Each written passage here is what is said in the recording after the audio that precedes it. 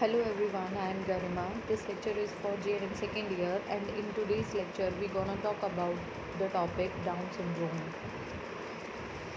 Firstly, let's talk about chromosome. Chromosome is derived from two words chroma, which means color, and some, which means body. So chromosome simply means colored thread-like or filamentous body which are present in the nucleoplasm of living cells. That means in the nucleus of the living cells. अब sales जो है वो basic unit of life है। हम सब जानते हैं कि हमारी बॉडी सेल से बनी होती है, तो सिंगल सेल होता है जिससे होल बॉडी फॉर्म हो जाती है। तो सोचिए हमारी बॉडी कितने नंबर ऑफ सेल से बनी होगी। तो हर एक सेल में एक न्यूक्लियस होता है, न्यूक्लियस के अंदर न्यूक्लियोप्लाज्म होता है जो एक जेल लाइक मटेरियल होता है जिसके अंदर ये thread like body chromosome present होता है। क्रोमोसोम के अंदर जीन्स प्रेजेंट होते हैं एंड जीन्स के अंदर प्रेजेंट होता है डीएनए। सो सेल के अंदर होता है न्यूक्लियस, न्यूक्लियस के अंदर होता है न्यूक्लियोप्लाज्म, न्यूक्लियोप्लाज्म के अंदर प्रेजेंट होता है क्रोमोसोम, क्रोमोसोम के अंदर प्रेजेंट होता है जीन्स एंड जीन्स के अंदर प्रेजेंट होता है DNA. Genes are considered as a carrier of the inheritance pattern. कहते हैं कि जीन्स इनहेरिटेंस पैटर्न को कैरी करता है from one generation to generation. तो जीन्स को कौन कैरी करता है? क्रोमोसोम। सो क्रोमोसोम को भी कंसिडर्ड करते हैं carrier of inheritance pattern from one generation to another. तो इनहेरिटेंस पैटर्न में जो ये ट्रेड्स हैं, पर्टिकुलर ट्रेड्स जो किसी फंक्शन के लिए एक्ट करते हैं, तो ये जो generation to generation pass on होते हैं, ये क्रोमोसोम में जो जीन्स हैं उसकी वजह से पास ऑन होते हैं। इन्हें हम कैरियर बोलते हैं जो ट्रांसमिट होते हैं from one parent to offspring. So chromosome जो है वो सबसे पहले ऑब्जर्व किए गए थे, वो किए गए थे प्लांट सेल्स में।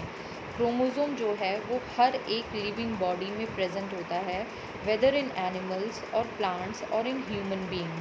हर एक लिविंग ऑर्गेनिज्म में होता है। सबसे पहले इनको प्लांट स्पीशीज़ में पाया गया था बाय कार्ल विलियम वॉन नेगेली।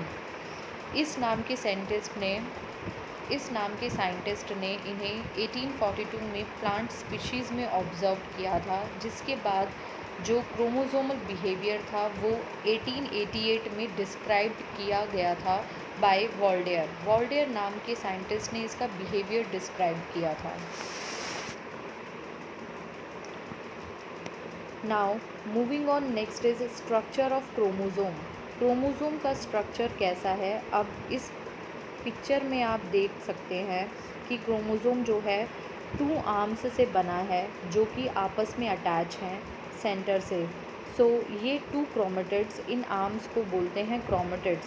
सो 2 क्रोमेटिड्स आपस में अटैच हैं फ्रॉम द सेंटर में एक सेंट्रोमेयर है।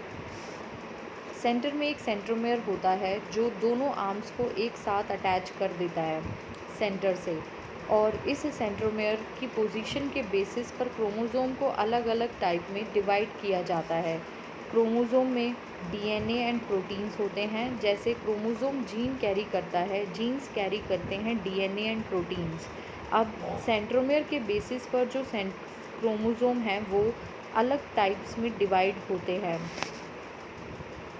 such as acrocentric, metacentric, submetacentric and telocentric. First is acrocentric. इस टाइप के क्रोमोसोम में जो सेंट्रोमेयर है वो अपर एंड लोअर आर्म को अनइक्वली डिवाइड करता है। That means upper arm lower arm के कंपैरेटिवली बहुत शॉर्ट होता है। डेट मीन्स सेंट्रोमेयर जो है वो मिडल में डिवाइड नहीं करता है। 2 आर्म्स को अपर साइड पे, 2 आर्म्स को सेंट्रोमेयर ज्वाइन करता है, जिसकी वजह से अपर आर्म शॉर्ट होती है एंड लोअर आर्म लॉन्ग हो जाती है। सेकेंड आता है metacentric. In this type of chromosome the length of 2 chromatids remain same. That means centromere जो है वो दोनों आर्म्स को इक्वली डिवाइड करता है, सेंटर में वो दोनों आर्म्स को ज्वाइन करता है, जिसकी वजह से upper and lower arm same height की होती है। Third one is submetacentric. In this, upper arm is larger than acrocentric but smaller than metacentric. Acrocentric में अपर आर्म बहुत शॉर्ट होती है, लेकिन सब मेटासेंट्रिक के केस में जो अपर आर्म है वो एक्रोसेंट्रिक के केस से लॉन्ग होती है, लेकिन मेटासेंट्रिक से शॉर्ट होती है। Last one is telocentric. In telocentric upper arm is absent. जो दो क्रोमेटिड्स हैं वो सेंट्रोमेयर इज़ अटैच होते हैं, लेकिन सेंट्रोमेयर से अटैच होते हैं, लेकिन सिर्फ लोअर आर्म्स प्रेजेंट होता है, अपर आर्म प्रेजेंट नहीं होती है। So these are four types of chromosomes which are based on the position and location of centromere. Now the next is karyotype. So karyotype is a phenomenon in which we check the nature of chromosome कि cell में जो nucleus में chromosome present है उसका number and appearance कैसा है, क्या number है, क्रोमोसोम का 2 है, 1 है, कितने हैं, या उनका अपीयरेंस कैसा है, वो कैसे दिखते हैं। So this is known as karyotype. So normally human body में 2 टाइप्स ऑफ क्रोमोसोम होते हैं। फर्स्ट आता है सेक्स क्रोमोसोम, सेकंड आता है ऑटोसोम्स। बॉडी में सेक्स क्रोमोसोम का नंबर सिंगल होता है और जो ऑटोसोम्स हैं वो 22 पेयर्स होते हैं, single pair and 22 pair. So 22 pairs का मतलब है 44 chromosomes and single pair of sex chromosome means 2 chromosomes. In total body में 46 क्रोमोसोम होते हैं। जो सेक्स क्रोमोसोम है वो basically sex cell, gametes, eggs and sperms इन टाइप्स के सेल में प्रेजेंट होते हैं, बट ऑटोसोम जो हैं वो पूरी बॉडी में प्रेजेंट होते हैं और वो 22 पेयर होते हैं total. The presence of only one set of sex chromosome in a body is known as haploid condition. Haploid condition मतलब single set of chromosome is present, so इसे हम हैप्लॉइड कंडीशन कहते हैं। So single set of sex chromosome, जो अगर mail की बात करें तो मेल्स में ये sex chromosome X and Y की फॉर्म में होते हैं। X and Y chromosome considered करते हैं in males and in females में इन्हें एक्स एक्स से डिनोट करते हैं। Sex chromosome of female is XX. So in total there are 46 chromosome are present in human body. इससे ज़्यादा या कम क्रोमोसोम के होने की वजह से क्रोमोसोमल डिसऑर्डर्स हो जाते हैं। Note this, in total there are 46 chromosome are present in human body. इससे ज़्यादा या कम क्रोमोसोम के होने से 46 से ज़्यादा या 46 क्रोमोसोम के कम होने की वजह से क्रोमोसोमल डिसऑर्डर्स हो जाते हैं। So it is important to do karyotype analysis in order to know about nature and number of chromosome present in a body. कि किसी भी टाइप का अगर डिसऑर्डर है या क्रोमोसोमल प्रॉब्लम है बॉडी में, तो उसको डायग्नोस करने के लिए कैरियोटाइप एनालिसिस करते हैं and it is very important to do.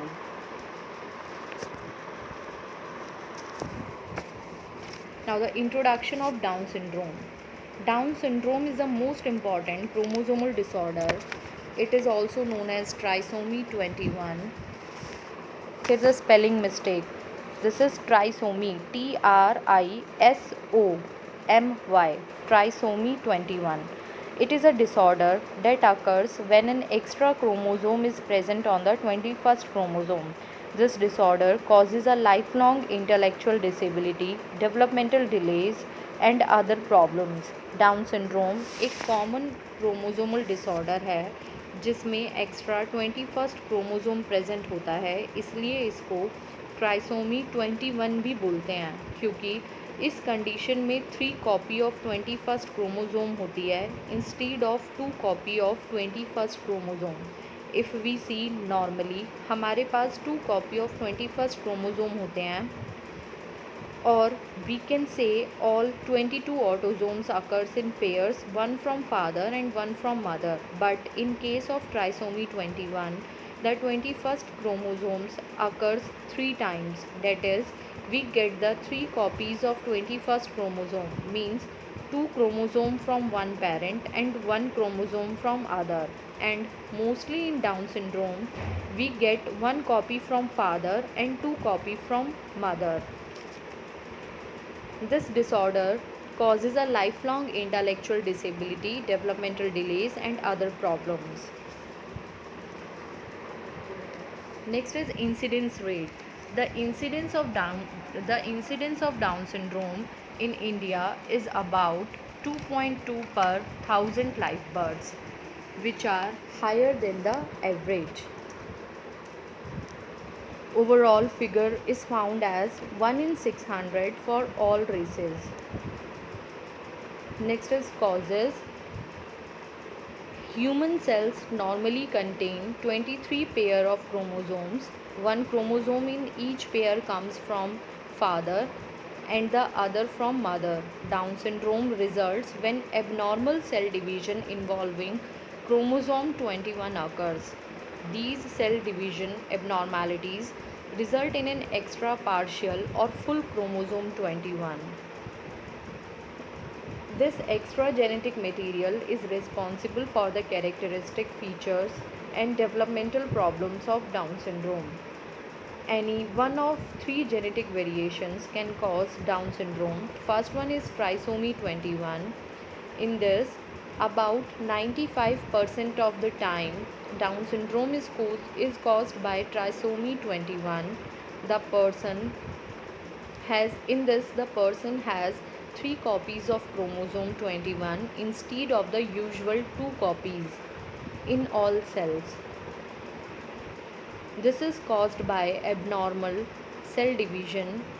Trisomy 21 caused by abnormal cell division during the development of the sperm cell or the egg cell. Second is mosaic Down syndrome. Mosaic Down syndrome is a rare form of Down syndrome. In this, a person has only some cells with an extra copy of chromosome 21. This mosaic of normal and abnormal cells is caused by abnormal cell division after fertilization. Third one is translocation Down syndrome. Down syndrome can also occur when a portion of chromosome 21 becomes attached onto another chromosome before or at conception. In this,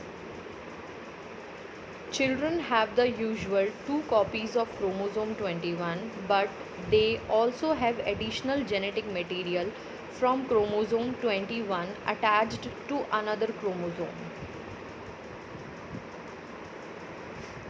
Clinical manifestations. First is eyes that slant upwards. Second is skull may be rounded and small with flat occiput. Third is small ears that may fold over slightly at the top.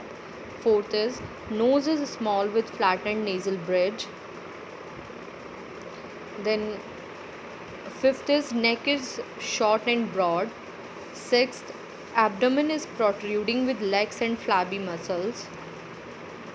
Seventh is small hands with short fingers. Eighth is child has single crease in palm of hand. Ninth is a child and adult with Down syndrome is often short and has unusual looseness of joints.